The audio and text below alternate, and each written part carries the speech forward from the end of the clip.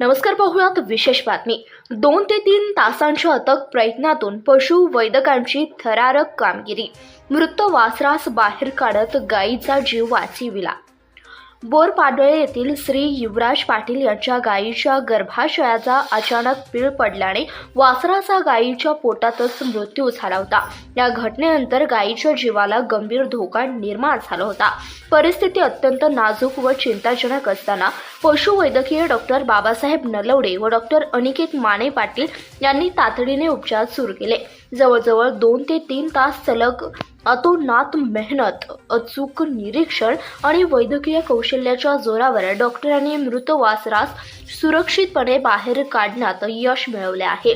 उपचारादरम्यान गायीचा जीव वाचवणे हे मोठे आव्हान होते, मात्र संयम, अनुभव आणि योग्य उपचार पद्धतीमुळे अखेर गायीचा प्राण या देवदूताने वाचवला आहे।